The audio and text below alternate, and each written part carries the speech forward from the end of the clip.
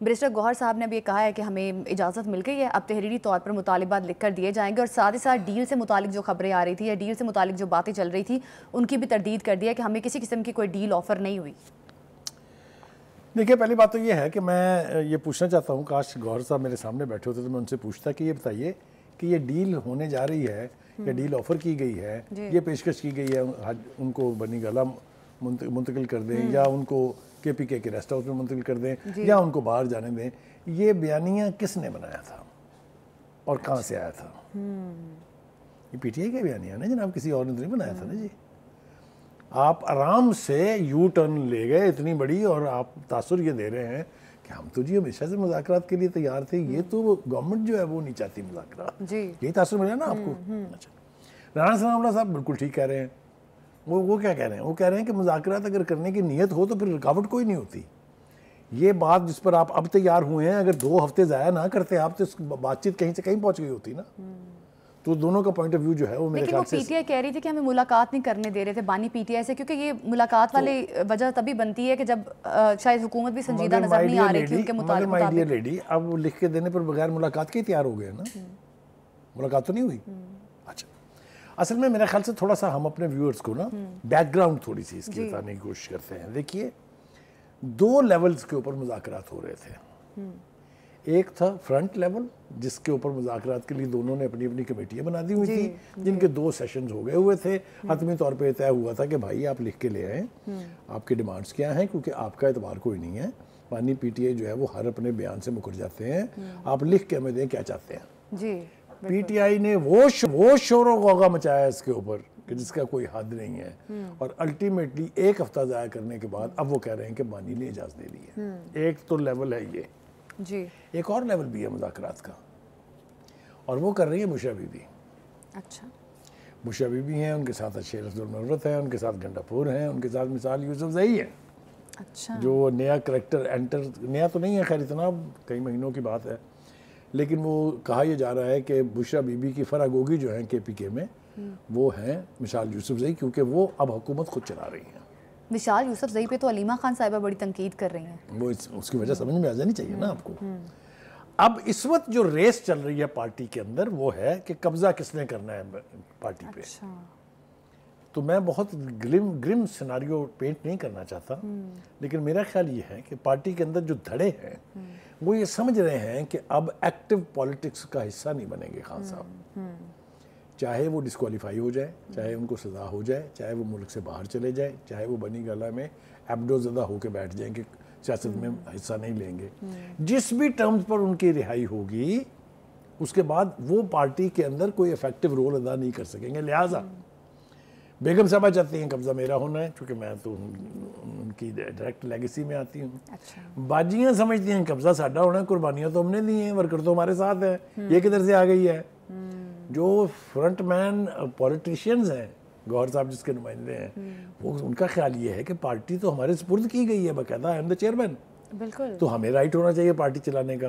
ایک اور بھی طبقہ ہے، وہ لوگ جو اس وقت جیلوں میں ہیں، وہ لوگ جو اس وقت ملٹری ٹرائل بھگت رہے ہیں، وہ لوگ جس میں اعجاز چودھری ہیں، جس میں عمر سرفراز چیمہ ہیں، جس میں محمود الرشید صاحب ہیں، جس میں ڈاکٹر یاسمین راشد صاحبہ ہیں، ان لوگوں کی بھی قربانیاں وہ کم تو نہیں ہیں۔ بالکل، تو ایک عجیب کڑماس جس کو کہتے ہیں پنجابی زبان میں، وہ مچا ہوا ہے پارٹی کے اندر، اور پارٹی کس طرف کو جا رہی ہے میرے خیال سے اس کے لیے بانی پی ٹی آئی بھی بہت پریشان بھی ہیں، اور ہونا بھی چاہیے ان کو۔ انہوں نے پارٹی جس طرح بھی تشکیل دی تھی، پارٹی کو جس طرح سے لے کے وہ انتخابات جیتے، حکومت میں آئے، اور اس وقت وہ سٹرونگسٹ اپوزیشن کے لیڈر کے طور پہ تو بہرحال ہے نا۔ ان کی دیکھیں نا پارلیمنٹ کے اندر جو نمائندگی ہے، چاہے وہ نیشنل اسمبلی ہے، چاہے وہ سینٹ ہے، چاہے وہ پنجاب اسمبلی ہے۔ تو اچھا بخاری صاحب، گورنمنٹ تو ایک پولیٹیکل سپیس دے رہی ہے پی ٹی آئی کو مذاکرات کے تھرو، لیکن جو پی ٹی آئی میں چل رہا ہے دھڑے بندی، جس کی آپ ابھی بات بھی کر رہے تھے، ایک بہنوں کا ٹولہ ہے اور ایک بیوی کا، اور علی امین گنڈاپور اور دیگر لوگ اس میں شامل ہیں، تو اس قسم کی جو گروپ بندی پارٹی کے اندر بن گئی ہے، تو آپ کو لگ رہا ہے کہ مذاکرات آگے بڑھیں گے یا مذاکرات کامیابی کی طرف جائیں گے یا مثبت ہوں گے؟ میں نے آپ کو 2 مثالیں دی، آپ کو میں ریپیٹ کر رہا ہوں بات، لیکن میرے خیال سے ویورز کو بھی سمجھانے کے لیے۔ گوہر کہہ رہے ہیں کہ کسی قسم کے کوئی بیک چینل رابطے نہیں ہیں، نہ ہی کسی قسم کی کوئی آفر ہمیں کی گئی ہے، نہ اسٹیبلشمنٹ نے کی ہے، نہ حکومت نے کی ہے، نہ محسن نقوی نے کی ہے، ٹھیک ہے؟ اچھا بالکل. یہ کس نے کہا ہے کہ جناب وہ گنڈا پور نے آ کے ہمیں کہا تھا کہ وہ تو ان کو منتقل کرنے کے لیے تیار ہیں؟ یہ کہا ہے بشرا بی بی نے.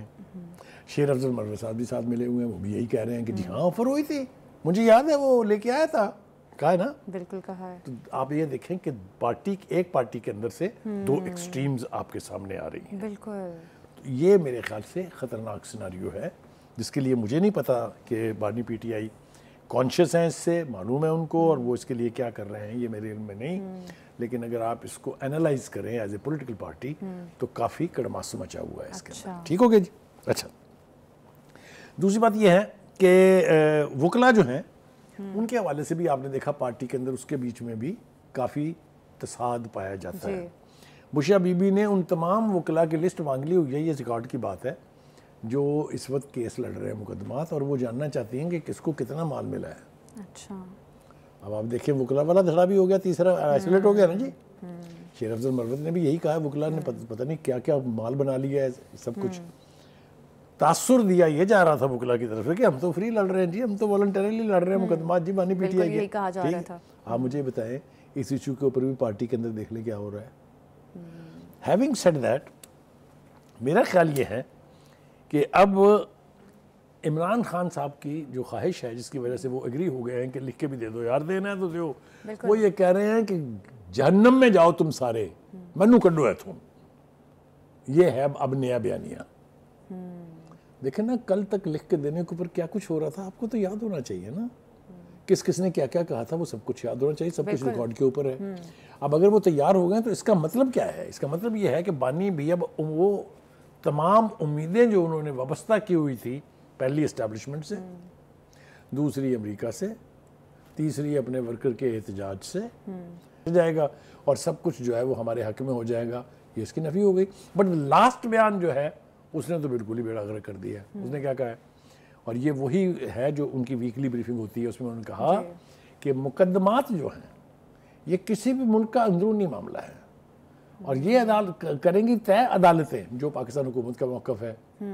لہٰذا وہ جو ایک توقع تھی کہ سارے چٹکی بجائیں گے ٹرمپ صاحب اور یہ مقدمے ختم ہو جائیں گے, اس کے اوپر بھی سٹیٹڈ پالیسی آپ کے سامنے آ گئی. بخاری صاحب پھر کیا اسی وجہ سے بانی پی ٹی آئی مکمل نہیں کیا. ٹھیک. پھر ایک امید تھی کہ شاید اسٹیبلشمنٹ جو ہے وہاں چینج آف ہارٹ ہو, کوئی انسائڈ پریشر ہو, وہ توقع بھی ختم ہو گئی ہے. اس لیے کہ فائنلی یہ اب گوہر صاحب نے بھی کہہ دیا ہے, یہ اب خان صاحب کی طرف سے بھی انڈیکیشن مل رہے ہیں کہ اسٹیبلشمنٹ نے انہوں نال گل کوئی نہیں کرنی.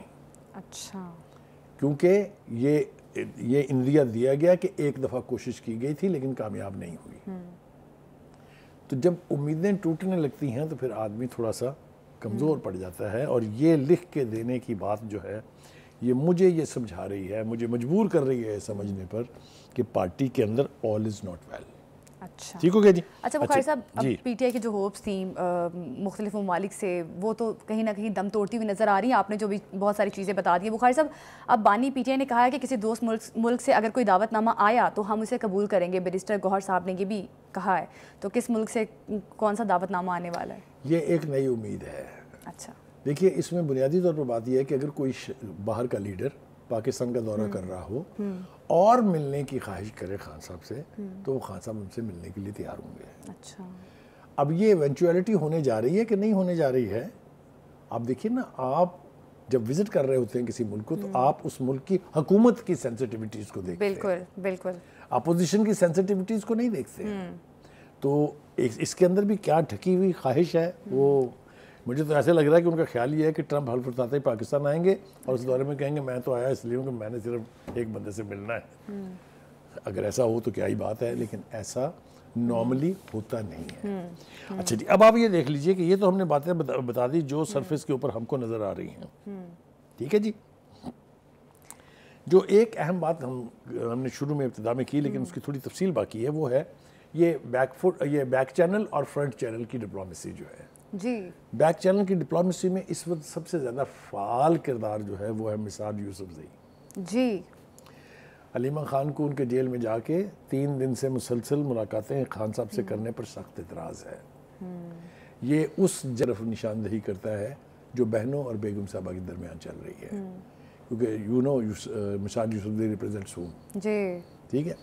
دوسری بات یہ کہ وہ اب انہوں نے بیانات بھی جاری کرنے شروع کر دیے ان ملاقاتوں کے بعد. تو اس کے اوپر علیمہ خان جو ہیں وہ یہ سمجھ رہی ہیں کہ ہمیں آئسولیٹ کرنے کی کوشش کی جا رہی ہے. تو یہ خانگی جنگ جو ہے نا یہ بھی اب کوئی نیا رخ اختیار کرنے والی ہے. اچھا بخاری صاحب، علیمہ خان صاحبہ کو کوئی ٹرسٹ ڈیفیسٹ ہے؟ جیسے مشال یوسف زئی کی ابھی اب بات کر رہے تھے، پھر انہوں نے مختلف لوگوں کے بارے میں بات کی ہے. پی ٹی آئی شاید ان کو ٹرسٹ نہیں ہے ان پہ کہ بانی پی ٹی آئی کو شاید یہ دھوکہ دے رہے ہیں یا کہیں کسی اور کے بندے ہیں، یہ بھی کہا جاتا ہے. کون کس کو دھوکہ دے رہا ہے؟ یا ان کو بھی اقتدار اور انہی چیزوں کی کنسرن ہے. میں اوائڈ کرنا چاہتا تھا اس گفتگو کو، لیکن کون کس کو دھوکہ دے رہا ہے اگر ہم ریالٹی چیک کریں تو وہ جو کنورسیشن جو ہے علیمہ خان کی اپنے جو سوشل میڈیا ہینڈلر کہہ لیں یا آپریٹر کہہ لیں اسد الوی کے ساتھ ہے، جی بالکل اس کو تو ذرا دیکھ لیں کیا کہہ رہی ہیں. بالکل یہ جو کانورسیشن لیک ہوئی ہے اس میں تو بہت ساری باتیں ہیں، اور ایسے خوفناک اشارے کے بارے میں بھی انہوں نے ایک طرف تو وہ کہہ رہی ہیں کہ جی بانی پی ٹی آئی جو ہے وہ پاٹ آف گولڈ ہے. جی آپ سمجھیں یہ کتنی کیسا ایکسپریشن ہے اور کیا اس کے مطلب ہے. دوسری طرف وہ یہ کہہ رہی ہیں کہ پروجیکٹ یہ کرو کہ خان صاحب کو سزا ہوئی ہے عدت کیس میں، جی تاکہ بیگم صاحبہ جو سیاست کر رہی ہیں اس کا مکو ٹپا جائے. اب یہ میں ساری تفصیل بیان نہیں کرنا جیل میں جو سہولتیں دی جا رہی ہیں اس پر بھی انہوں نے عجیب و غریب قسم کی انہوں نے کہا کہ مشال یوسف زئی کو کیوں اتنی ایکسیس دی جا رہی ہے کہ وہ 3 دن تک اڈیالہ جیل میں ملاقاتیں کر رہی ہیں. تو یہ میں لانا نہیں چاہتا تھا اس میں کیونکہ اچھا نہیں لگتا، لیکن فیملی کے اندر جس میں یہاں تک یہ کہا گیا ہے کہ وہ اس بات کو یقینی بنانا چاہتی ہیں کہ بانی جیل سے باہر نہ آئیں، کیونکہ اگر وہ آگئے تو ان کی سیاست کا سفر جو ہے وہ دم توڑ جائے گا اور ختم ہو جائے گا. اب اس طرح کی باتیں جب پارٹی کے اندر سے باہر آنے لگیں تو پھر آپ خود ہی سوچ لیجئے کہ کیا ہوتا ہے. میں تھوڑا سا مکمل کر لوں. جی جی.